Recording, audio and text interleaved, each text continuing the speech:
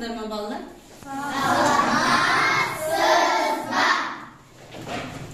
Жарайды. Көңіл күйдері қандай, балалар? Жақсы. Шаттық шеңбер құрып алайық, сабағымызды бастамастан бұрын. Бәріміз шаттық шеңбер тезірек, ұзаңырақ. Кәнекей, балалар, бүгінгі сабаққа сендерге мықты денсаулық, білімділік, өжеттілік, сабақта өте тәртіптілік, білгірлік тілеймін. Бір-бір адами құндылықтарға байланысты бір-бір тілек айтып шығамыз бір-бірімізге. Ал сәттілік. Мейірімді бол. Сен өте тамашасың. Бес алуын тілектеспін. Шомартысың. Жақсы бол. Жомарт. Мейірімді бол. Қамқор. Сау бол. Қамқор. Денсаулығың күшті болсын. Жақсы болған. Адалдық. Күшті бол. Жақсы болған. Әдетті. Өте тамаша. Балалар, қазір отырмастан бұрын біз топқа бөлініп алайық. Мынау тақтада тұрған ілінген стикерлердің ұнағанын бір-біреуден алып отырамыз.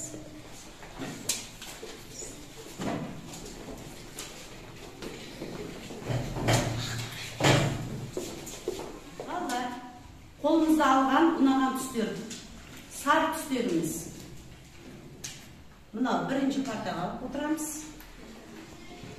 Сарғыш түстеріміз екінші партаға өтеміз. Және де партаға өтеміз. Кәнекей, сол стикерлерімізбен партаға өтеміз.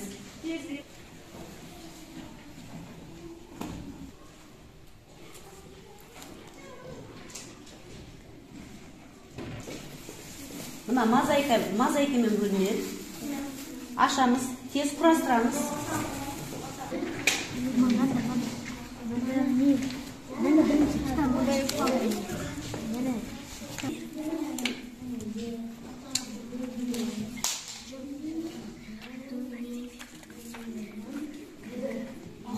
Әрқайсымыз топқашымыз сайлап, мына топтан мейірімді тобынан сайлап, қамқор тобынан кім болды?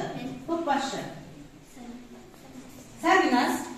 Ал уәдеге бер тобынан кім болды? Топбашы. Хасан. Ал енді осы тобымыздағы атауларымызды бір сөйлеммен атап өтейікші. Неліктен мейірімді топпыз, неліктен қамқор топпыз, уәдеге берік тобы. Бір-бір сөйлеммен. 1 минут уақыт ойлануға. Санжар.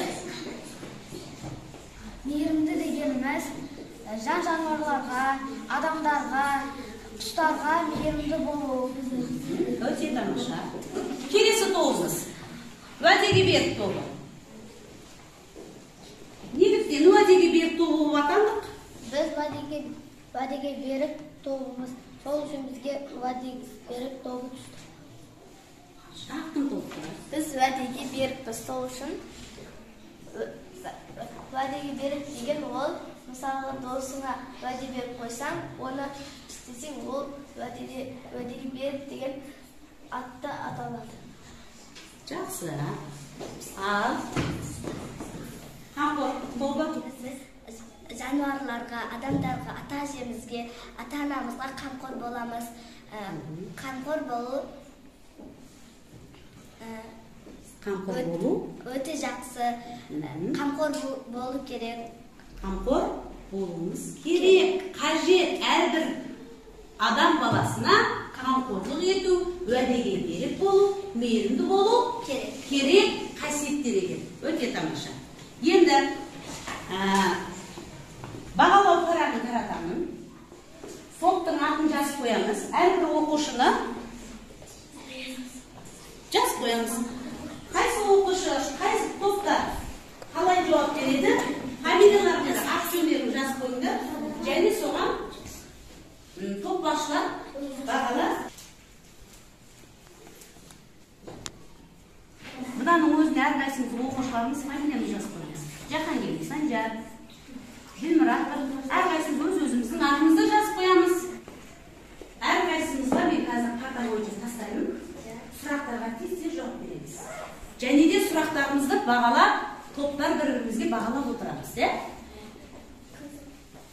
Ал сұраққа дайынбыз ғой, Үй тапсырмалар өткен сабақтар бойынша, бүгінгі күнге дейін өтілген сабақтар бойынша сұрақ жауап жасаймыз.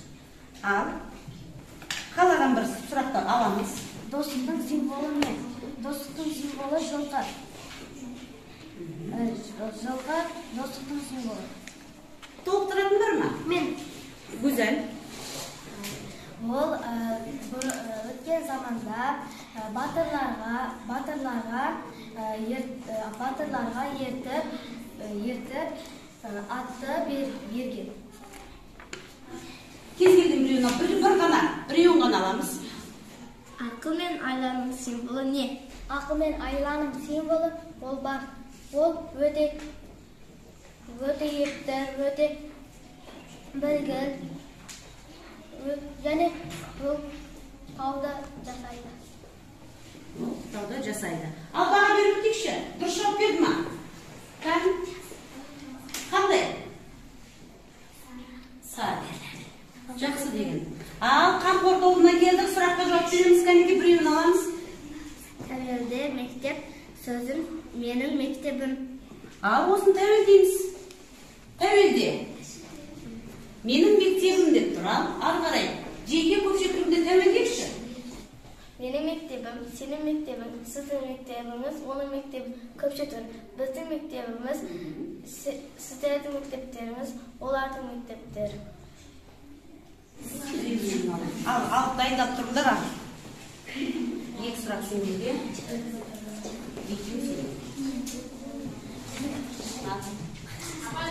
Кім дайын? Әлемдегі ең мықты жануар. Әлемдегі ең мықты жануар қыран құс. Қыран құс еркіндіктің символы. Елтаңбада не бейнеленген? Елтаңбада қыран құс, күн, ойу бейнеленген. Жауап дұрыс па болды? Жоқ. Кім толықтырады? Елтаңбада мемлекеттік шаңырақ бейнеленген. Шаңырақ бар. Толықтырып жатырмыз. Тамаша қарай. Қырағаттар. Ойу бейнеленген.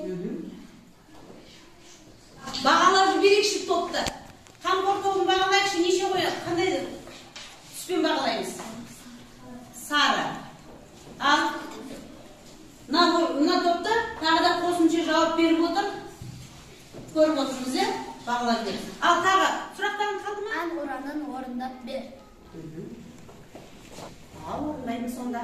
Алтын көк аспан, алтыннан даласы, ерліктің дастаны, еліме қарашы, ержеткен, ертеген, таңғымыз шықты ғой, намысын бермеген, қазағым мықты ғой.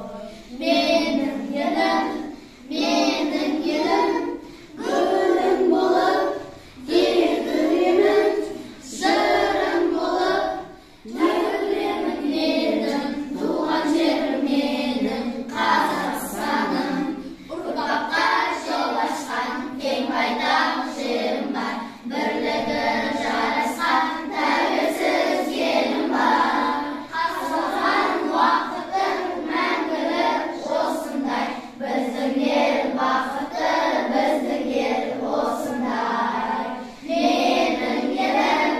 Менің елім, гүлім болып, егілемін, жырым болып, төгілемін менің, туған жерім менің, Қазақстаным. Жақсы, өте жақсы орындар. Бағалап жіберекші, тезірек. Қандай бағамен түспен бағалаймыз? Жақсы, өте тамаша.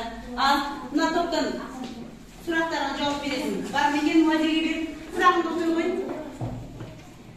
Рәміздерге неше жыл? Рәміздерге 30 жыл. Ел рәміздерге, мемлекеттік рәміздерімізге 30 жыл толады.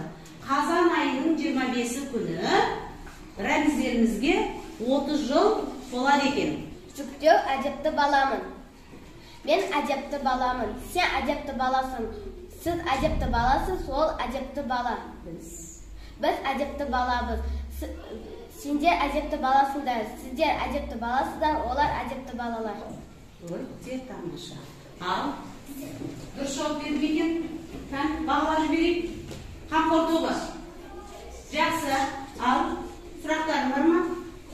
Кім жауап береді? Досымет бар. Мемлекеттік рәміздерге не жатады? Мемлекеттік рәміздерге гимн, елтаңба, ту жатады. Өте тамаша. Дұрыс жауап берді ма? Тоқта. Ал, балалар, сабағымызды бастамастан бұрын мозаика әдісіменен, жаңа сабағымызды бастамастан бұрын мозаика арқылы мына ішін ашамыз, тез құрастырамыз. Қандай сөз, қандай суреттерді құрастырады екенбіз. Тезірек ашамыз.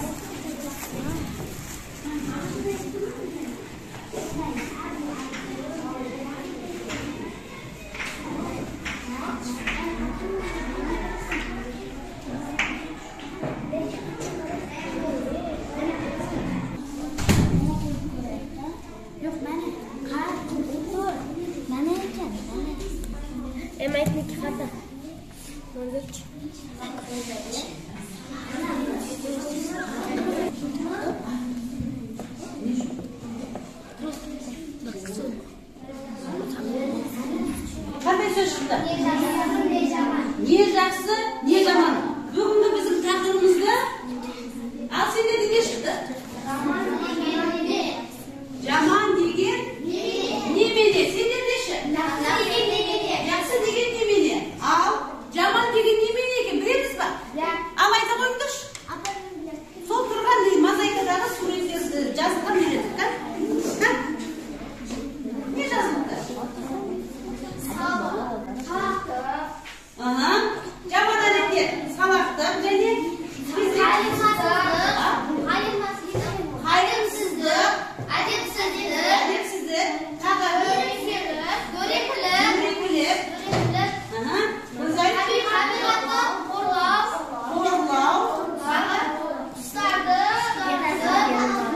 құстарды артық ұру, құс ұясын білетін. Ал мына топқа келейікші, уәдеге берік тобы.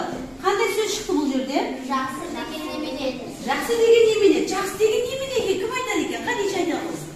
Мейірімділік, адалдық, қайырымдылық, үлкенді сыйлау, Тағы да Қадиша. табиғатты қорғау, Пакиза. құстар ұясын бұзбау, Құс ұясын бұзбау. Хасан. Құсан. әдепті болу, уәдеге берік болу. Уәдеге берік болу. Сенде не шықты екен? Не жақсы, не жаман. Осы екі топтың қайсы қандай сөздерді айтып шықты? Уәдеге берік нені айтты қазір? Не жақсы деген нәрседен көп мысалдар келтіріп айтты. Ал мына топшы не жаман деген бірнеше түрлерін атап көрсетті. Жақсы балалар, дәптерімізді ашамыз, бүгінгі күнді жазамыз. Қазанның 10-шы сынып жұмысы. Бүгінгі сабағымыз не жақсы,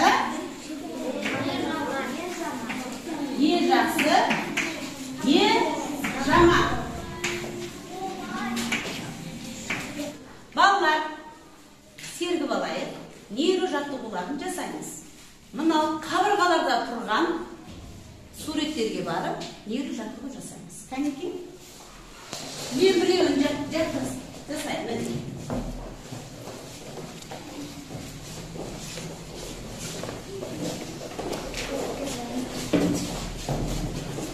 Жаттығу жасап болған оқушыларымыз отынға жайғасып отырамыз.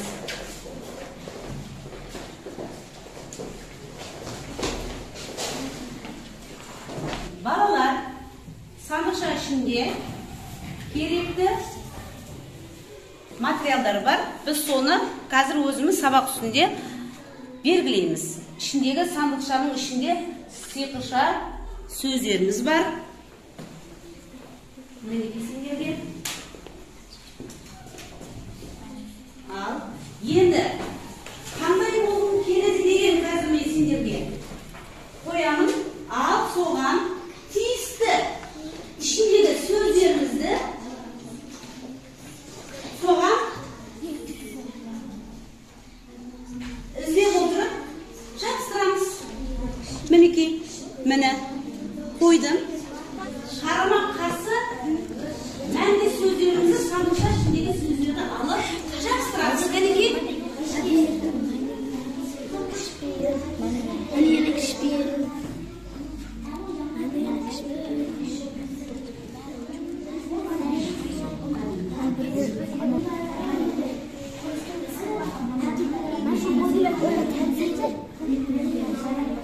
Vaktimiz çektiğinde tezdir.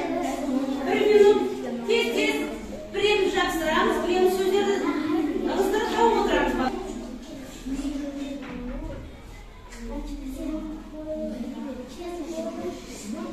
Oldu soğanlar.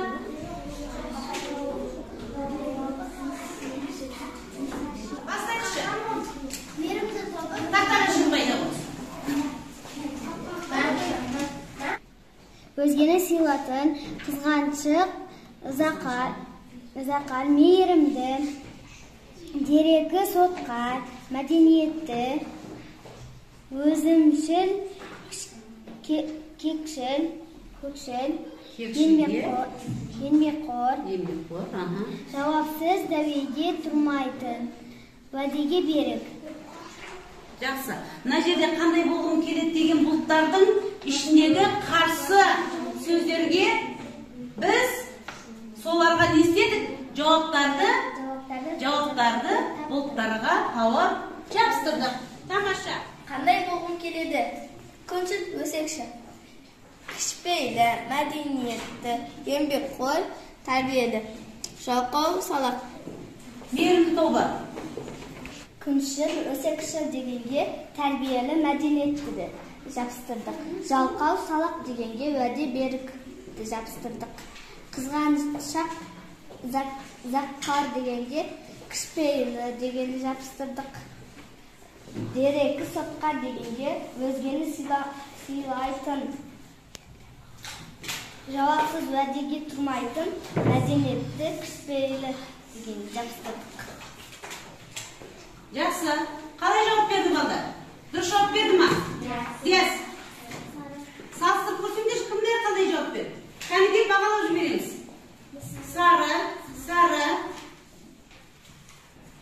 жасыл. Жақсы жауап берді. Неліктен сары бердің? Қанағат алмадыңдар? Өйткені олардың жауаптары мен біздің жауаптарымыз әртүрлі және сары деген түспен не қылдың? Бағаладың. Жақсы. Отыра ғой. Ал, балдар, енді жақсы. Енді сендерге дәптерді ашамыз.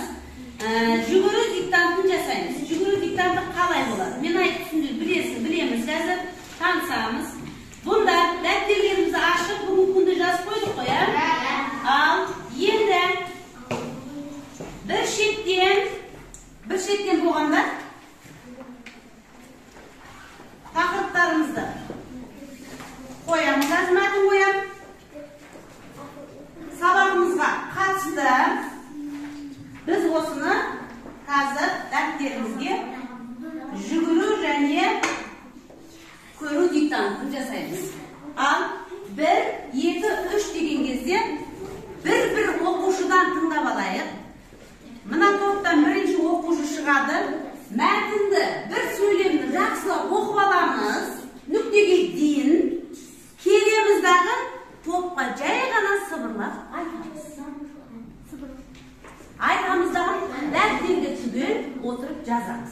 Диастан кейін келесі оқушы мәтінді бір сөйлемді жазып болған соң, екінші оқушымыз шығып, екінші сөйлемді соңына дейін оқып, екінші нүктені толық оқып келіп, айтамыз, келесі айтқан оқушылар тыңдап отырып жазамыз. 3 топта түсінікті ма? Ал енді бастаймыз. Мейірімді тобының қарағанды. Мейірімді тобының жұмысы, уәдеге беріктің жұмысы, қамқор тобының жұмысы. Ал 1, 2, 3. Ектілік керек бұл жерде. Ойыңыздың әрәсі. Ектілік. Жақсы оқылым керек. Жақсы анық айтылым керек. Әрі біз бағалаймыз бұны. 1,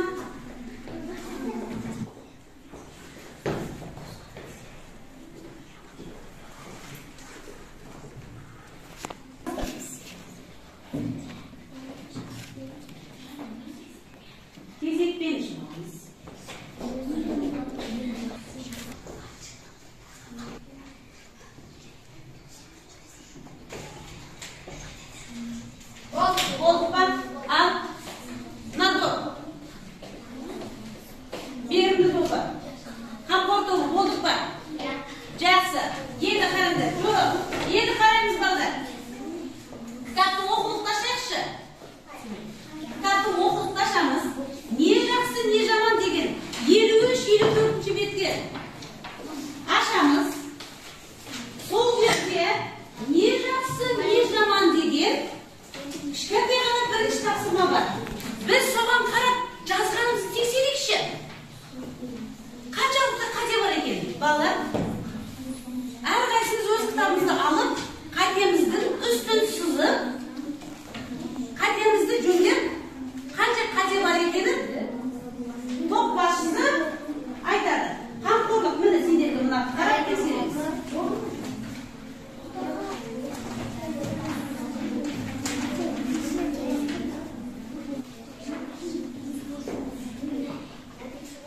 Бағалау қарағыла, көшіру диктантын, яғни жүгіру диктанты қарап отырамыздағы әрқайсының тұсына қанша қате кетті. Тұсына жазып қоямыз. Жазып қоямыз. Хасанның бір қатеде, бір қате көрсетіп тұрады. Қате жоқ болса, ешқандай қате жоқ болатын болса, жұлдызша қойып қоямыз. Егер де қате бар болса, 1, 2, 3, 4 қате болса, 4 деп жазып қоямыз. Диктант деген нәрсеге көрсетіп қоямыз. Кәдеке соңында әр оқушының қатысқан өзінің бағасы балы шығады.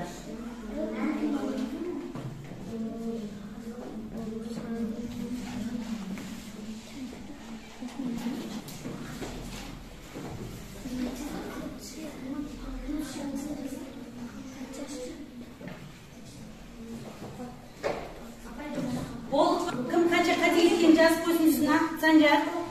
Кім қанша қате жіберді? Белгілейміз. Болдық па?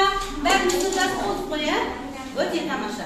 Ал енді бастаймыз. Бағалаудың диктантты бағалап өтейік. Ал Хасан, Хадиша айта қой.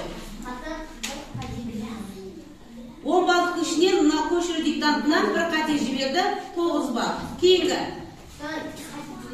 қатесіз жазды, 10 бал болды. Мафтуна бір қате жіберді, 9 бал. Ал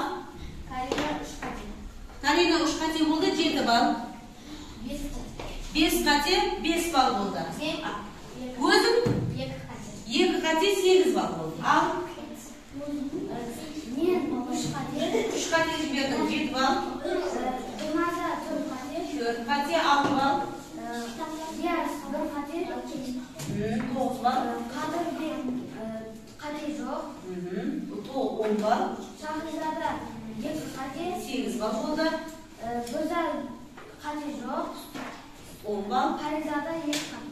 8 бал. Енді қамқор тобына келейік. Бағалау тестін бағаласы керек. Мен өзі Маржана 3 қате. 7 бал. Маржана 6 қате. 4 бал болды Гүлқаяға. Пакиза 8 бал. Гүлжихраға 10 бал болды. Сабина 10 бал. Өте жақсы. Енді балдар. Бағаларымызды, балдарымызды біліп алдық. Енді тесттік жұмыс болады. Тез топпен орындаймыз. Оқимыз, орындаймыз. Тез орындап жатамыз. Біреу. Кәнеке.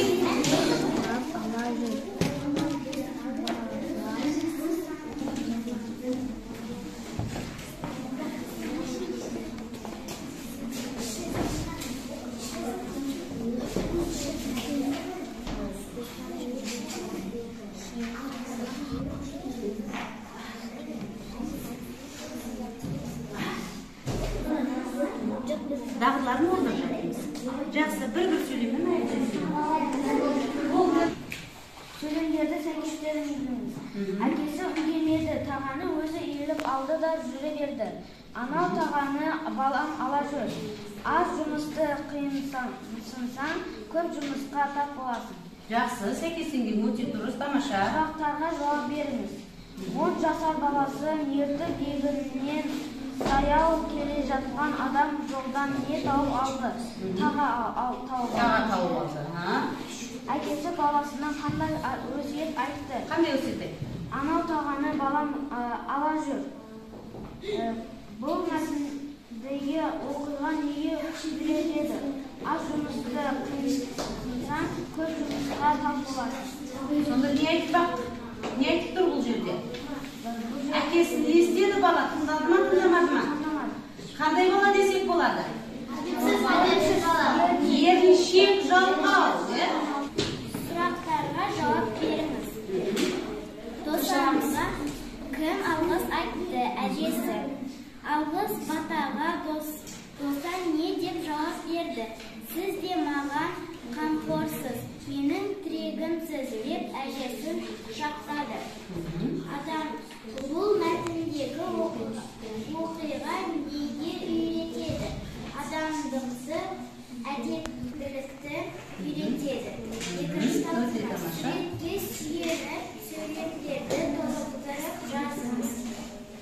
Әже шайыңызды ішіңіз, әже дәрі ішіңіз, әжесі балам, үлкен азамат бол, арманыңа жет деп алғыс айтты. Жақсы, жауап өте тамаша. Уәдеге беріп тоға. Қанекей? Болды. Бірінші, сөйлемдерді сәйкестіріңіз. Әкесі үндемеді. Әкесі үндемеді. Тағаны өзі иіліп алды да жүре берді. Анау тағаны балам ала жүр.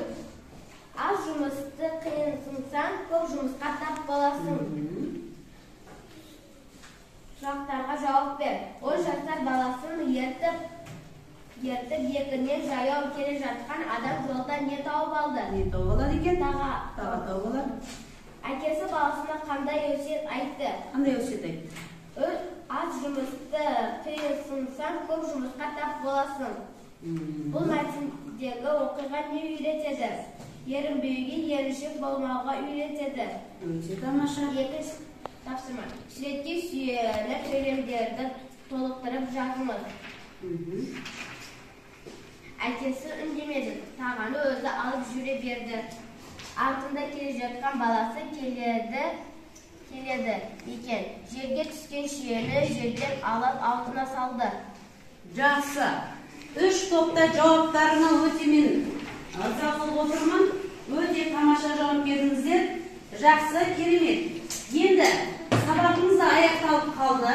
Біз сабағымыздағы бір-бірін бағалау парағына оқушыларды бағалап алдық. Балалар, қазір біз сабақ журналист кім болатынын анықтаймыз. Және де соны кім жеңіп алады екен? Сулифа деген ойын әдісіменен кім жеңімпаз болады, сол журналист болады. Қанекей? Кім жеңді? Режеметова Гүлжехра журналист болды.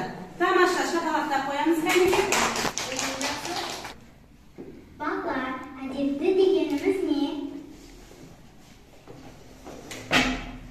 Әдепті дегеніміз бұл адамдарға көмектесу, әркімді мейірімді, әдепті болу дегеніміз. Балалар, мейірімді дегеніміз не? Мейірімсіз дегеніміз ол жануарларға, құстарға мейірімсіз, құстардың үйін бұзу, соны мейірімсіз дейміз. Балалар, қамқор дегеніміз не? Қамқор дегеніміз адамдарға көмектесу, ата-анамызды ренжітпеу, достарымызды ренжітпеу, қамқор болу дегеніміз. Балалар, сіздерге Гүлжан апайдың сабағы ұнады ма? Да! Бізге сіздің сабағыңыз ұнады. Балалар, бүгінгі сабақ сендерге өте жақсы ұнатты. Рахмет. Сабаққа белсене қатысқандарың үшін де мың алғыс. Және де бүгінгі сабақтарда да белсене қатысқан оқушыларымыздың жеке бағалап өттік. Қатысқан оқушыларымыз болды, белсене қатыспай отырған оқушыларымыз да болды. Бірақ келесі сабақта бұл қайталанбайды. Белсене қатысуға атсалысамыз. Жақсы, келесі сабаққа дейін сау аман боламыз. Үйге тапсырма алып алыңдар. 57